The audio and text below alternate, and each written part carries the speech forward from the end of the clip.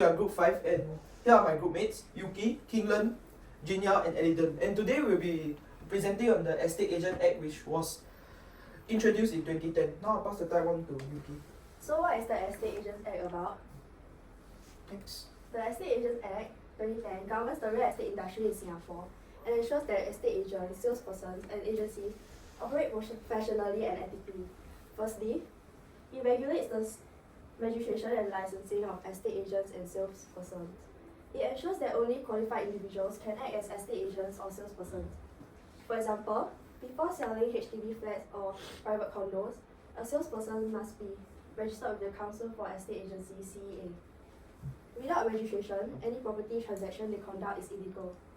Secondly, it also regulates professional conduct and duties of agents. Agents must act with honesty, integrity and skill, avoiding misrepresentation of property details. For example, an agent must truthfully disclose if a flat has structural defects or legal restrictions instead of misleading the buyer for higher commission. Thirdly, the Act also regulates the operations of agencies. Agencies must handle client money properly, keep accurate records and follow operational rules. For example, rental deposits collected by an agency must be kept in a trust account and not used for agency expenses.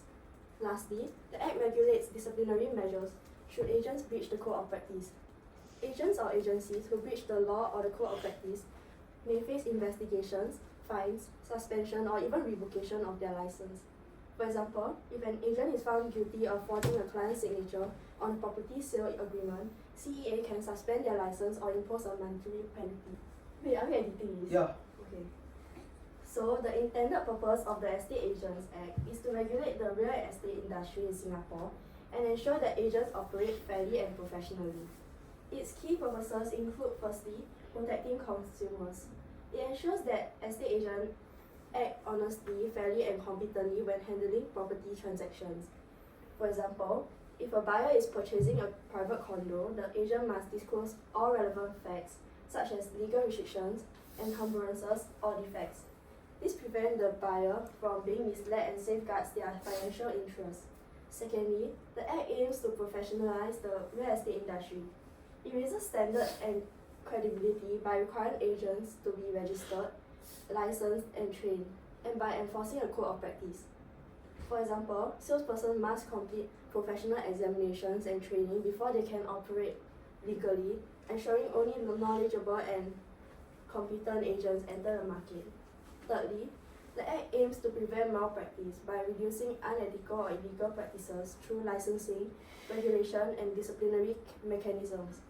For example, if an agent misuses client funds or submits fraudulent documents, the CEA can investigate, impose fines, suspend, or revoke their license, discouraging wrongdoing. Lastly, the Act aims to promote public confidence by ensuring that property transactions are fair, transparent and trustworthy, maintaining confidence in the real estate market. For example, by regulating how agencies handle rental deposits or sales proceeds, the public can be assured that their money is safe, encouraging more people to engage in property transactions confidently. Now I'll be passing the time over to Kinglan. Moving on to the three key provisions of the Estate Agents Act that I've identified. We'll start off with mandatory licensing and registration from Part 3 of the Act. The Council for Estate Agencies requires that all individuals and companies performing real estate work to be properly licensed or registered with a regulatory body like the CEA. The CEA does this to establish a stricter entry standard, requiring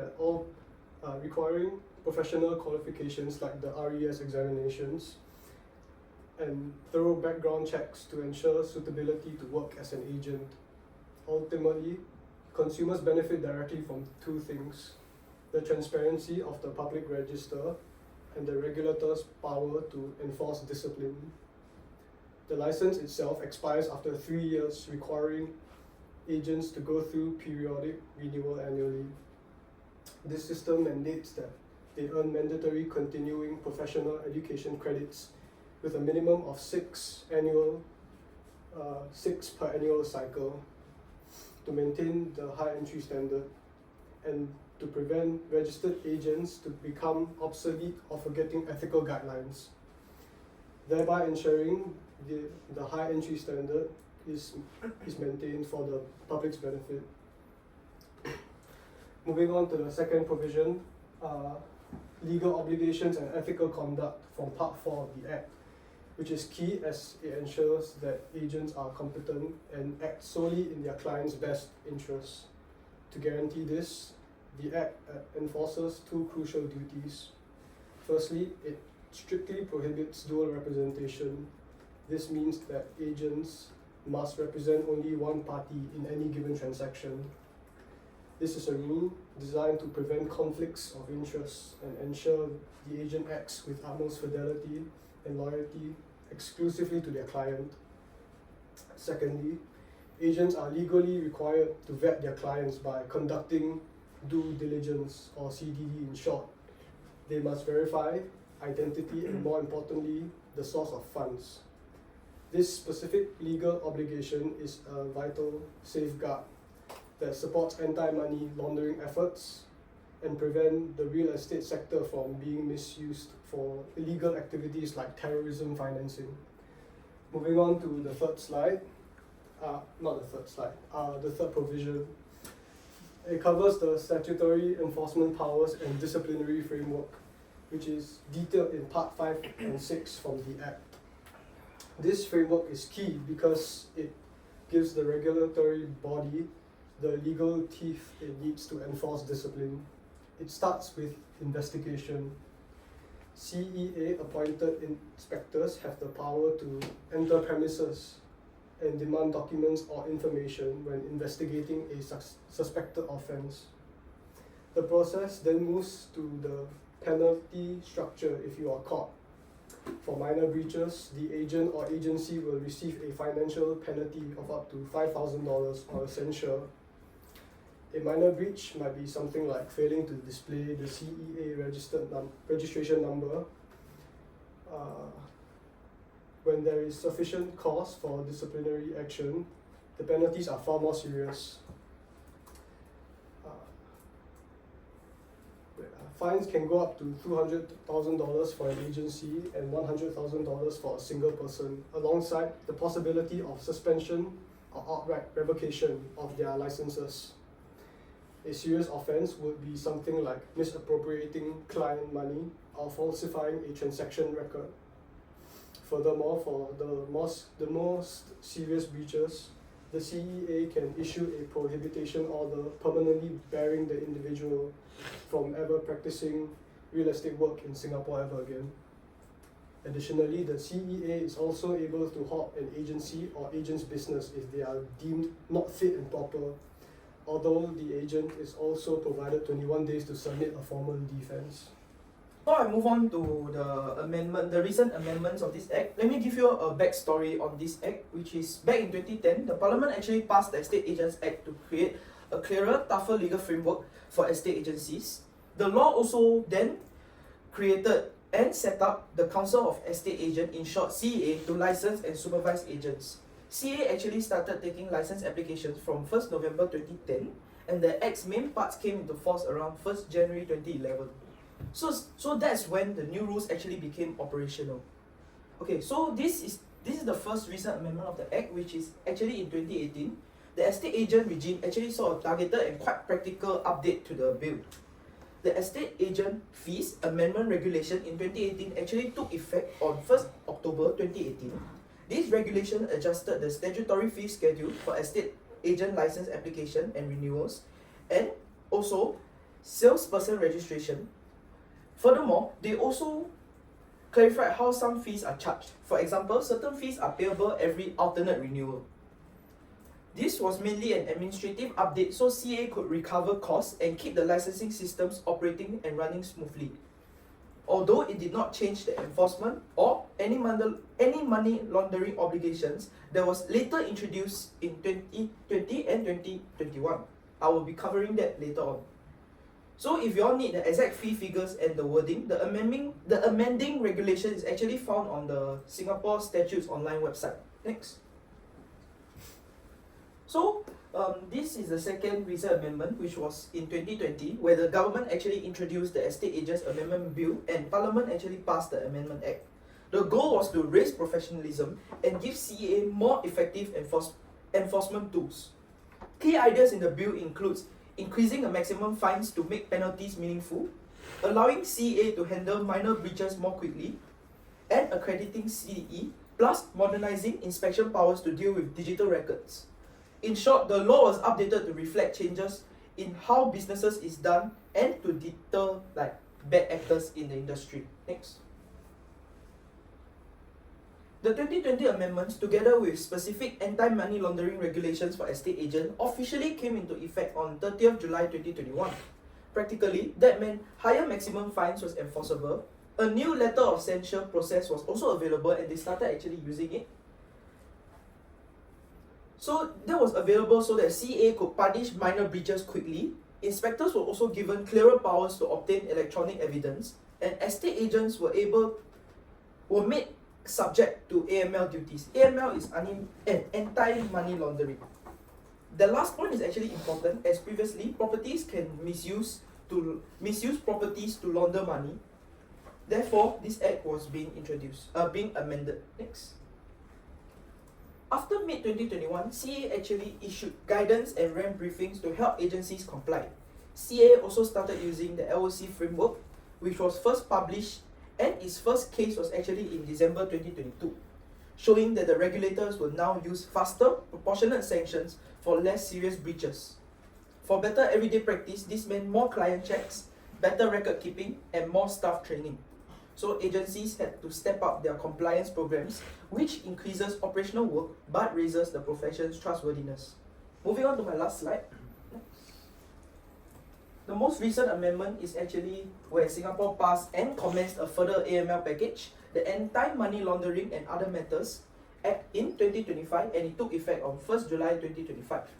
The Act actually expands AML safeguards to cover bad financing, introduces more precise duties, and enables stronger penalty regimes in some circumstances. This aims to align domestic laws and updated FATF standards and close gaps that criminals might exploit. Lastly, practically, estate agents and developers must now pay attention to even stronger set of anti-money laundering controls.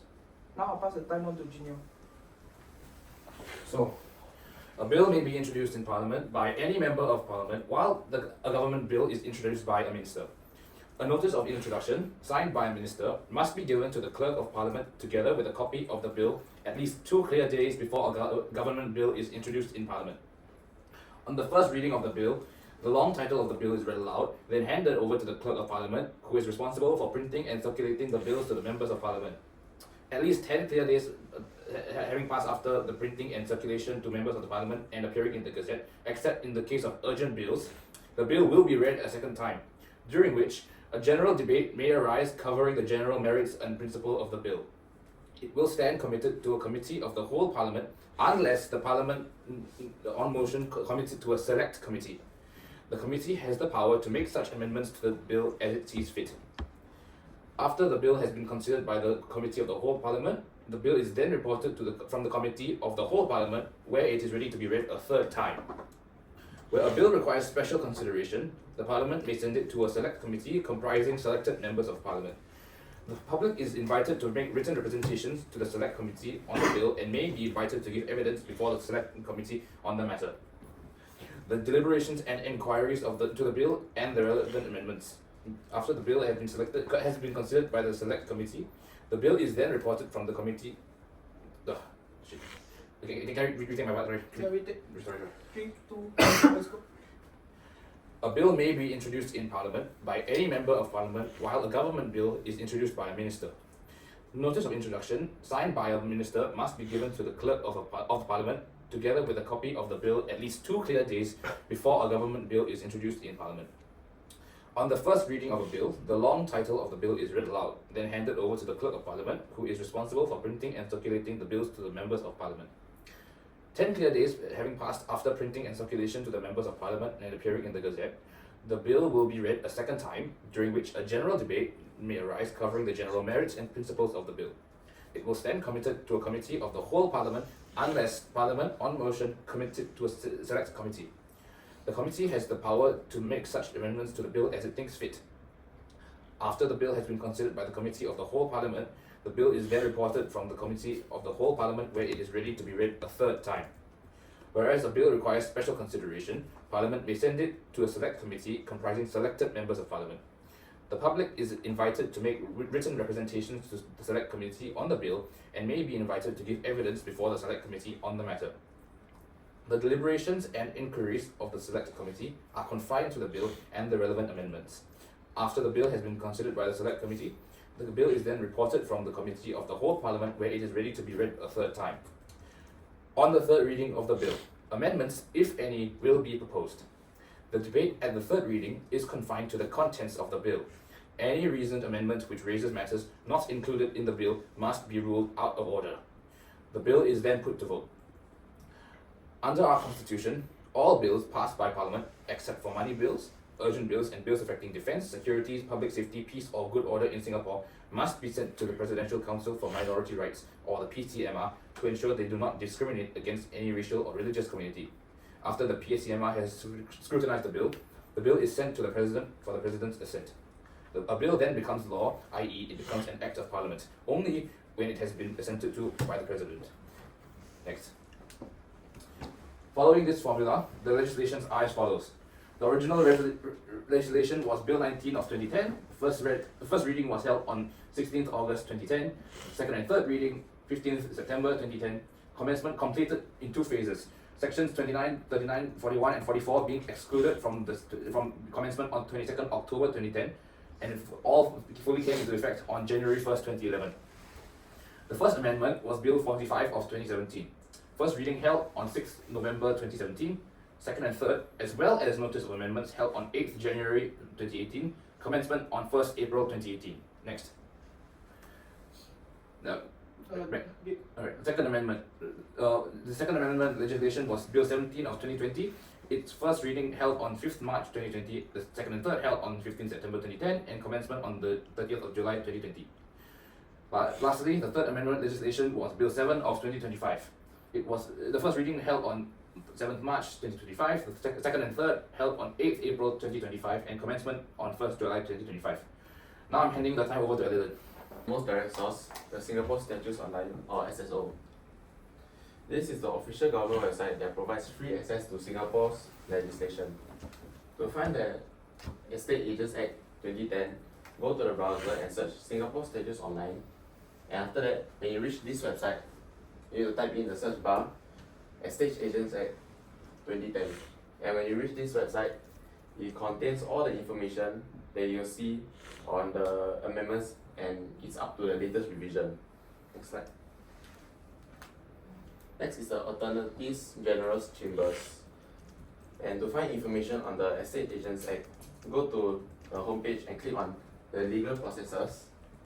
And after that, under our roles, select Drafters of Law. This section provides an overview of how laws are drafted and maintained, and how legislation like the Estate Agents Act is created and updated. Next. Yeah, this is the overview of all the legislations. Next slide.